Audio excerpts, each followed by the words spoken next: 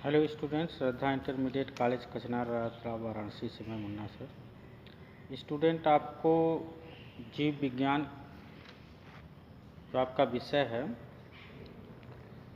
तो उसमें आपका एक दूसरा चैप्टर स्टार्ट हो रहा है, जिस चैप्टर का नाम है जीव जगत का वर्गीकरण, क्लासिफिकेशन ऑफ ऑर्गेनिज्म। तो स्टूडेंट ध्यान दें, ये जीव विज्ञान कक्षा 11 का दूसरा चैप्टर है, जिसमें जीव जगत के वर्गीकरण के बारे में अध्ययन किया जाएगा।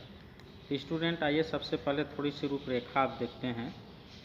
बोला जा रहा है स्टूडेंट कि लिनियस के समय सभी पादपों और प्राणियों के वर्गीकरण के लिए एक द्विजगत पद्धति विकसित की गई थी। स्टूडेंट लिनियस के समय ही पीछे आपको बताया गया है, एक कैरोलस लिनियस हैं, वो द्विनाम पद्धति दिए हैं, यहाँ पर द्विजगत पद्धति है।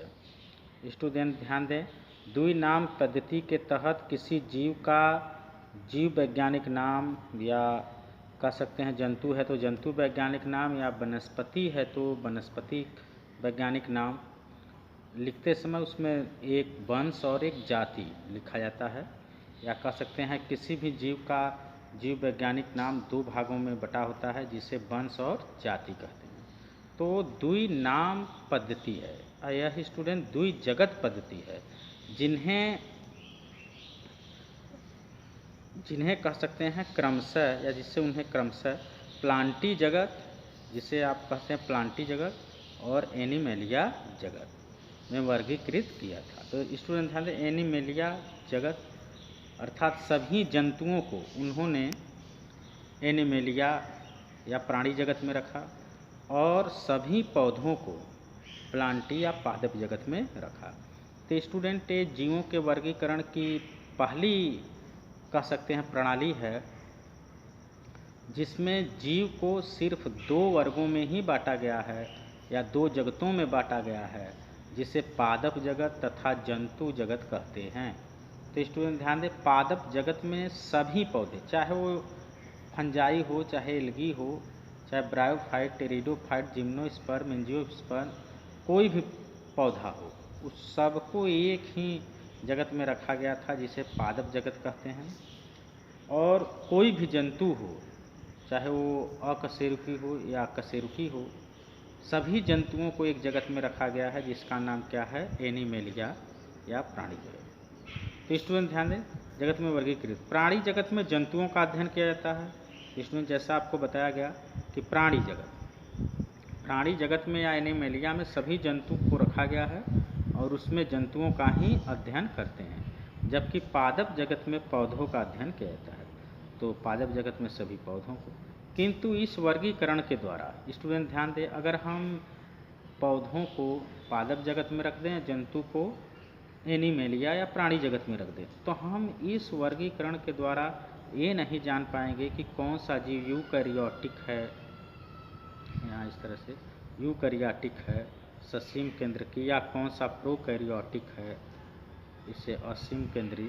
जैसे प्रोकैरियोटिक, यूकैरियोटिक हम जान ही नहीं पाएंगे, इसकी वर्गीकरण नहीं है। या एक कोशिका कौन बना है, या बहु कोशिका का कौन है, कौन प्रकाश संश्लेषी हरी शैवाल है, या कौन अप्रकाश संश्लेषी कवक, के बीच विभेद स्थापित करना संभव नहीं था। तो स्टूडेंट ध्यान दें, इस जगत या इस प्रणाली, जो ये प्रणाली है या जो वर्गीकरण का जो विधि है, कि हम सभी जीवों को दो भागों में ही रख सकते हैं, या दो जगत में ही रख सकते हैं, जंतुओं को जंतु जगत में, पौधों को पादप जगत में। तो इस प्रणाली से, इस वर्गीकरण के प्रणाली से हम ये नहीं जान पाएंगे, या ये विभेद नहीं कर पाएंगे कि कौन सा जीव एक कोशिकी है या बहुकोशिकी है, अलग नहीं कर पाएंगे। कौन सा जीव प्रोकैरियोटिक है, कौन सा यूकैरियोटिक है, उसको नहीं अलग कर पाएंगे। कौन प्रकाश संश्लेषी जीव है, अर्थात अपना भोजन स्वयं बनाता है, कौन अप्रकाश संश्लेषी जीव है, कौन भोजन नहीं बनाता है, इन सब जीवों को हम अलग नहीं कर पाएंगे। तो इस तरह से आप स्टूडेंट कह सकते हैं, ये जीव जगत की जो प्रणाली है या वर्गीकरण है, ये कह सकते हैं बहुत उपयोगी सिद्ध नहीं हुई। तो बाद में स्टूडेंट जो वैज्ञानिक आए, कह सकते हैं विटेकर हैं, उन्होंने 5 जगत वर्गीकरण किया, अर्थात जीवों को 5 जगत में बांटा। तो ऐसे ही स्टूडेंट आगे की तरफ हम बढ़ते रहेंगे और अपने मॉडर्न आधुनिक वर्गीकरण पर पहुंच जाएंगे। तो फिलहाल आप इस वक्त देखेंगे 5 जगत वर्गीकरण। स्टूडेंट ध्यान दें, ऊपर आपको बताया गया कि जीवों को 2 जगत में वर्गीकृत किया गया है, पादप जगत और जंतु जगत, लेकिन यहाँ कह रहे हैं समस्त जीवों को 5 जगत में वर्गीकरण किया गया है। किसने किया है? R.H. व्हिटेकर। स्टूडेंट यहाँ देखिए, तो पहला बहुविकल्पी क्वेश्चन आपको बहुत इम्पॉर्टेंट यहाँ से मिलता है कि 5 जगत वर्गीकरण किस वैज्ञानिक द्वारा दिया गया है? तो आप आंसर देंगे R.H. व्हिटेकर। स्टूडेंट ध्यान दें, इस वर्गीकरण पद्धति को सन 1969 में R.H. व्हिटेकर नामक वैज्ञानिक ने प्रतिपादित किया था। इस पद्धति के अंतर्गत जीवों को 5 जगत में बांटा गया है। स्टूडेंट ध्यान दें, पांचों जगत कौन कौन से हैं? मोनेरा है, प्रोटिस्टा है, फंजाई है, प्लांटी है तथा एनिमेलिया। स्टूडेंट ध्यान दें, पहला क्वेश्चन आपको बता रहे हैं इस चैप्टर का सबसे इम्पॉर्टेंट क्वेश्चन बहुविकल्पी ऑब्जेक्टिव टाइप क्वेश्चन में कि 5 जगत वर्गीकरण किसने दिया? तो आप आंसर देंगे R.H. व्हिटेकर। वो पांचों जगत कौन कौन से हैं student? Monera, protista, fungi, Plantae तथा एनिमेलिया।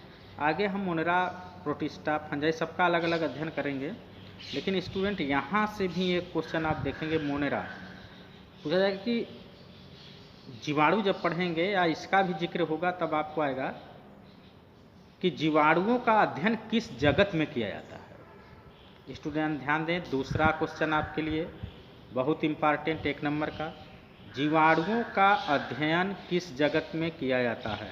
तो स्टूडेंट आप आंसर देंगे मोनेरा जगत।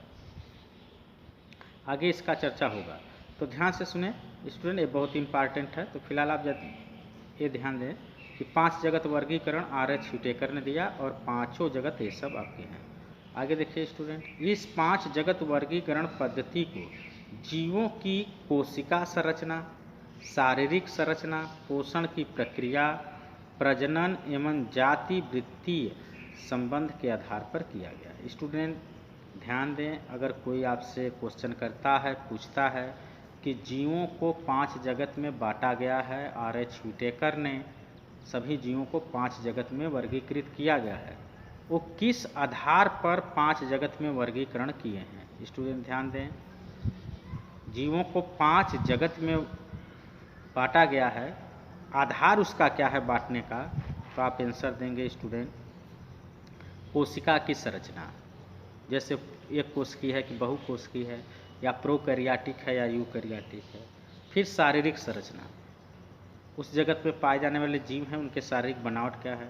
वो पोषण की प्रक्रिया, पोषण कैसे करते हैं अर्थात भोजन कैसे ग्रहण करते हैं, प्रजनन कैसे करते हैं, एवं जाति वृत्ति संबंध के आधार पर आप वर्गीकृत किए किस तरह की जाति की वैरायटी उसमें पाई जाती है।